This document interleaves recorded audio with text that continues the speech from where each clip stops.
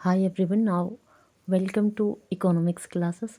हमने last 20 question कर लिए थे इकोनॉमिक्स 500 MCQ सीरीज़ में। आज का क्वेश्चन नंबर 21 है। आंसर आप कमेंट सेक्शन में ज़रूर करें, पक्का करने हैं, और मैच भी करते चले जाएं कितने क्वेश्चन आ रहे हैं। और जो क्वेश्चन नहीं आ रहे हैं या जिनमें डिफ़िकल्टी हो रही है तो उनको मार्क कर देना। मैंने बोल रखा है कि बाद में हम उन क्वेश्चन से रिलेटेड टॉपिक वाइज डिस्कशन करेंगे, तो अगर आप उनको कमेंट कर देंगे तो मैं उन्हें नोट कर लूँगी। क्वेश्चन नंबर 21, प्लास्टिक मनी किसे कहा जाता है? कागजी मुद्रा, credit card, discount coupon, share. ये 4 ऑप्शन है, तो इसका आंसर इजी है, ये आपको पता है। प्लास्टिक मनी मतलब क्रेडिट कार्ड। जो क्रेडिट कार्ड है वो प्लास्टिक का बना हुआ है। तो पहले जब क्रेडिट कार्ड आया था ना, काफ़ी न्यू था, तो उसके लिए बहुत सारी टर्मिनोलॉजी लाई गई, तो इसमें से एक क्रेडिट कार्ड को प्लास्टिक मनी कहा जाता था। क्वेश्चन नंबर 22, भारत में वाणिज्य बैंकों का सार्वजनिकरण कब हुआ, मतलब नेशनलाइजेशन कब हो रखा है, ये पूछ रहा है।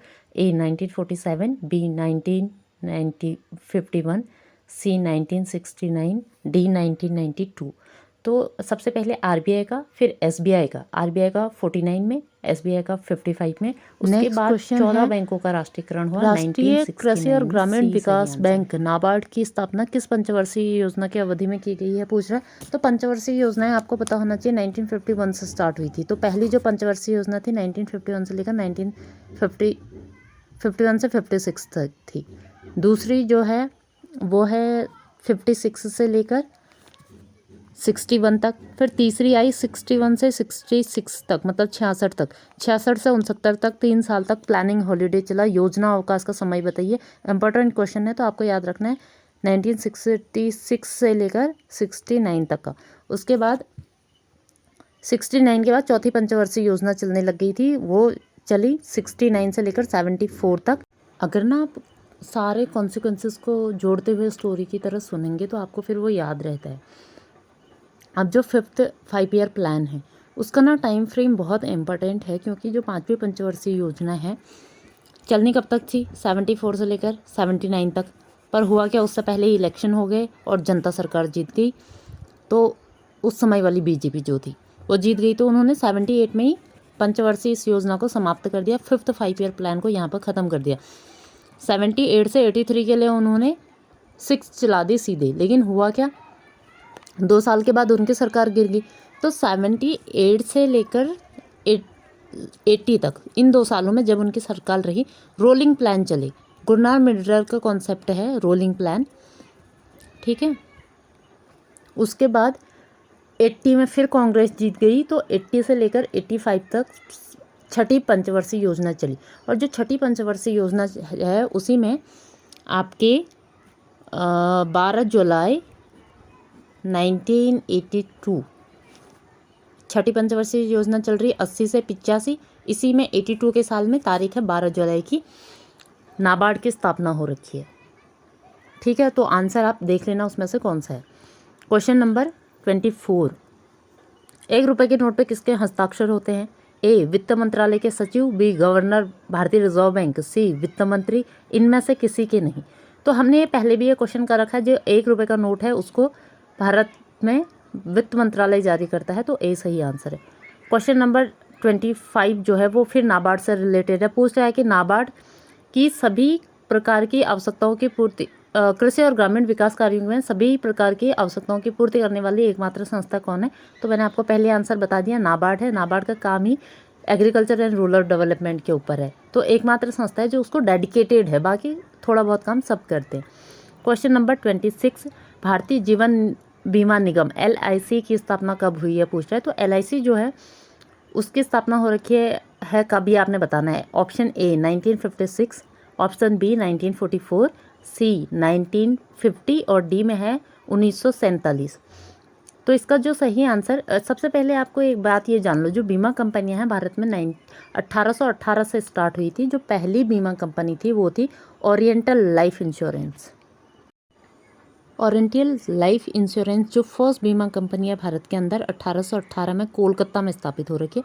उसके बाद ये जो है भारतीय जीवन बीमा निगम LIC जो है, इसकी स्थापना आई होप आपको पता है। इसके जो आंसर है वो है ए 1956 में। 1 सितंबर 1956 option A is correct answer. आप ये भी याद रखेंगे कि पहली बीमा कंपनी कौन थी, अंग्रेजों के ज़माने से है वो। अब आया क्वेश्चन नंबर 27। भारत के राष्ट्रीय शेयर बाजार नेशनल स्टॉक एक्सचेंज NSE का हेडक्वार्टर कहाँ है पूछ रहा है। मुंबई, कोलकाता, दिल्ली, अहमदाबाद। तो NSE का जो हेडक्वार्टर है वो है ऑप्शन ए बॉम्बे में। ठीक है, BSE का हेडक्वार्टर भी बॉम्बे मतलब मुंबई में ही है। ए जो आंसर है वो सही है। Question number 28। निम्न में कौन सा बैंक प्रतिभूति घोटाले में बंद हुआ था। Metropolitan bank, A, B bank of Karad, C राष्ट्रीय आवास बैंक, डी ग्रिडलेज बैंक। तो प्रतिभूति घोटाले में जो बैंक बंद हुआ है वो है ऑप्शन डी ग्रिडलेज बैंक। ये आपको याद कर लेना है क्योंकि अभी फिर से शेयर मार्केट में बहुत सारा, एक तो अभी करंट में लोग उसमें बहुत जुड़ रहे हैं, दूसरा उसमें अभी जो घोटाले या शॉर्ट सेलिंग वाली बात हिडनबर्ग रिपोर्ट से आई थी, तो मे बी इस तरीके का क्वेश्चन आपसे पूछ ले। ज़रूरी नहीं है अभी वाला पूछेगा, पुराना भी पूछ सकता है। तो आपको ये ध्यान में रखना है कि प्रतिभूति घोटाले में जो बैंक बंद हुआ इससे पहले option number D is correct answer. आपने क्वेश्चनों के आंसर कमेंट सेक्शन में ज़रूर करना है। आप कमेंट सेक्शन में आंसर करते रहेंगे तो एक तो उससे आपके में ये पता लगेगा कि हम आंसर सही दे रहे हैं या नहीं। जैसे आपने ए बोला, मन में सोचा, फिर बी सही है तो आपको लगता है हाँ मुझे बी लग रहा था। अगर आप एक बार प्रिंट कर देते हैं ना कोई आंसर, तो फिर आपको रियलाइज़ हो जाता है कि अच्छा मैंने गलत दिया, तो उससे हमारी अवेयरनेस बढ़ती है। तो कमेंट सेक्शन में आप आंसर ज़रूर करें। निम्नलिखित में से कौन सा एक वित्त मंत्रालय का विभाग नहीं है। 29। तो ये ऑड ढूंढ के भी आप कर सकते हैं। ए है व्यय, बी है राजस्व, 3 में है ऑप्शन नंबर सी बैंकिंग विभाग, डी आर्थिक मामला। तो ये मैंने आपको बोला ना ऑड ढूंढ लो, तो इसमें ऑड, हाँ तो इसमें आप अगर ऑड ढूंढ लेंगे ना, ऑड क्या हो सकता है। देखो फिनेंस मिनिस्ट्री की बात कर रहा है तो फिनेंस मिनिस्ट्री जो है रेवेन्यू दिखेगी ऑप्शन बी, व्यय मतलब एक्सपेंडिचर देखेगी ऑप्शन ए, डी आर्थिक मामला जो इकोनॉमिक अफेयर है वो वित्त मंत्रालय का एक विभाग है। उसकी चर्चा आपने तब सुनी होगी जब आप सर्वे और बजट के बारे में सुनते हैं, क्योंकि जो इकोनॉमिक अफेयर है ना, आर्थिक मामला विभाग वो जो है उसको बनाता है।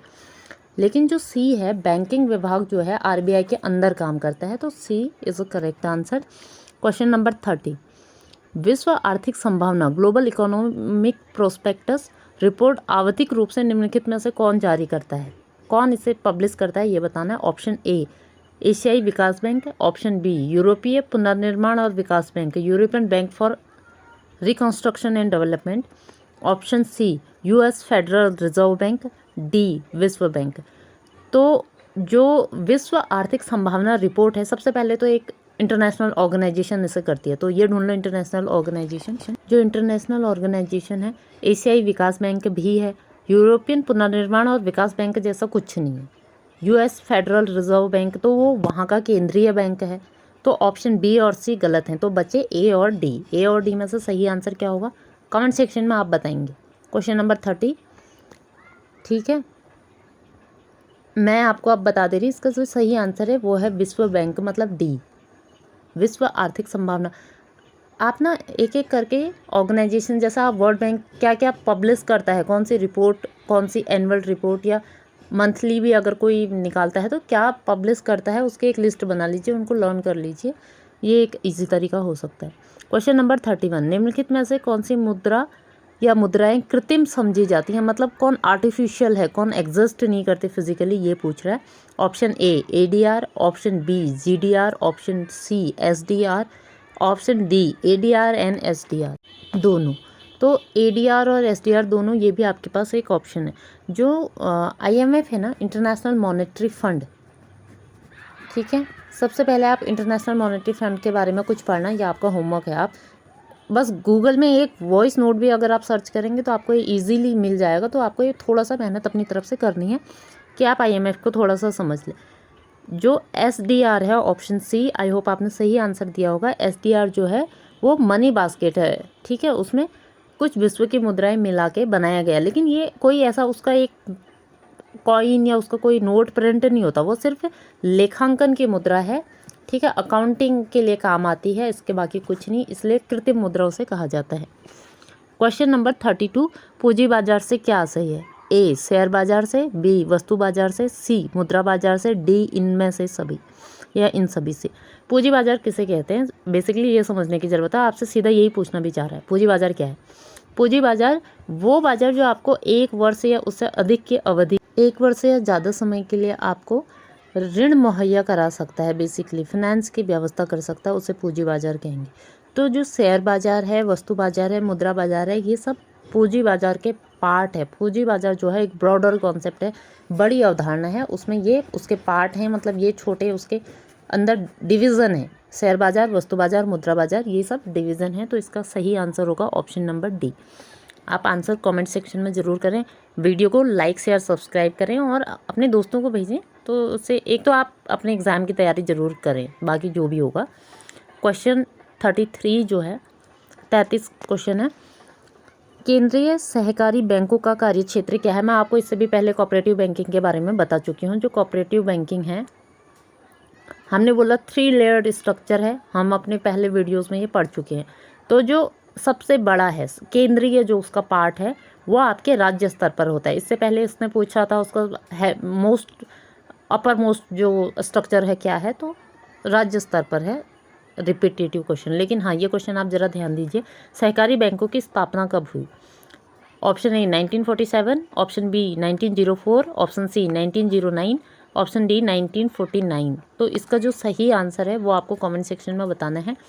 ये क्वेश्चन जो है वो सही इंपॉर्टेंट क्वेश्चन है, क्योंकि आप मोस्ट प्रोबेबली लोग इसका आंसर 49 या 47 क्यों करते हैं I don't know, but answer यही करते हैं। तो लेकिन इसका आंसर है 1904। तो सहकारी बैंकों की जो स्थापना थी वो 1904 में करी गई है। 1909 जो है हिस्ट्री में एक इम्पॉर्टेंट ईयर है, इसलिए इसको यहाँ पर मेंशन किया है, कंफ्यूज नहीं करना है। 1904 इसका सही आंसर है, सहकारी बैंकों की स्थापना। अब हमने सहकारी बैंकों के बारे में बहुत क्वेश्चन पढ़ लिए हैं। 3 लेयर स्ट्रक्चर है, सबसे ऊपर राज्य स्तर में है, फिर जिला स्तर पर और नीचे ग्रामीण स्तर पर। जिले वाले को प्रांतीय स्तर पर भी बोलते हैं। तो जो सहकारी बैंक है 3 लेयर स्ट्रक्चर है, सबसे टॉप मोस्ट बॉडी पढ़ लिया हमने क्या होता है और कब स्थापना हो रखी है, ये पढ़ लिया। कोऑपरेटिव बैंकिंग बेसिकली सहयोग वाला जो मूवमेंट था फ्रीडम से पहले, इसलिए उसे उस टाइप पे इंट्रोड्यूस करा था ताकि थोड़ा सा जो हमारा शोषण है वो कम हो, आर्थिक शोषण। क्वेश्चन नंबर 35 और आज का लास्ट क्वेश्चन है, मुद्रास्फीति का लक्षण क्या है? सबसे पहले समझो कि मुद्रास्फीति क्या होती है। अगर आपको ये पता है तो तब आप बता पाएंगे कि उसके लक्षण क्या हैं। कभी भी कोई चीज़ क्या है समझना है तो उसके लक्षण अगर आप समझ गए, उसके कैरेक्टरिस्टिक समझ गए तो हो जाएगा। तो लक्षण क्या है? नंबर ए ऑप्शन नंबर 1 जो है कीमतें बढ़ना, ऑप्शन बी मुद्रा मूल्य घटना, सी मुद्रा मूल्य बढ़ना, डी ए और बी दोनों। जब भी स्फीति होगी, स्फीति या इंग्लिश में टर्मिनोलॉजी है इन्फ्लेशन, जब भी इन्फ्लेशन होगा या मुद्रास्फीति होगी उस समय पे प्राइस हाइक करेंगी, बढ़ जाएंगी प्राइस। क्यों? क्योंकि मुद्रा का अपना मूल्य कम हो गया है, आपके 10 रुपये की वैल्यू उतनी बची नहीं है, इसलिए एक किलो आलू अब 10 में नहीं आते हैं, वो 25 रुपये में आते हैं। आपके उसकी वैल्यू जो है बढ़ गई है। मुद्रास्फीति सही है या गलत? कंट्रोल्ड स्फीति ग्रोथ के लिए बहुत ज़रूरी है। जब भी आर्थिक विकास होना है तो थोड़ा स्फीति होनी चाहिए, लेकिन जैसे ही इन्फ्लेशन ज़्यादा होता है तो उससे अर्थव्यवस्थाएं बर्बाद हो जाती हैं, इसलिए ग्रीस जैसे हालात उत्पन्न होंगे। तो इसलिए मुद्रास्फीति सही है, लेकिन उतनी ही जितनी कंट्रोल मैनर में आपको ग्रोथ के लिए रिक्वायर्ड है, जितनी ज़रूरत है वृद्धि के लिए, इकोनॉमी के विकास के लिए। आगे के 15 क्वेश्चन नेक्स्ट वीडियो में करेंगे, और ये वीडियो एक दिन देरी से आया है। अब हम कोशिश करेंगे कि कंटिन्यू वीडियो आए, और ज़रूरी ये भी है कि आप इनको रिवाइज़ करते रहें, दूसरी बार भी वीडियो देख लो, क्योंकि आपने पढ़ा, हमको लगता है हाँ ये आता है, कभी रिवाइज़ कर लोगे तो आपको वो चीज़ वापस से आप रिकॉल करना बहुत ज़रूरी है। बेसिकली कितने दिन याद रख लोगे? 5 दिन, 10 दिन, 15 दिन, महीने दिन, इससे ज़्यादा नहीं। तो आपको इसलिए रिवाइज़ करना इसको बहुत ज़रूरी है। तब तक के लिए लाइक शेयर सब्सक्राइब, और नेक्स्ट वीडियो में मिलेंगे, तब तक पढ़ते भी रहें खुद से।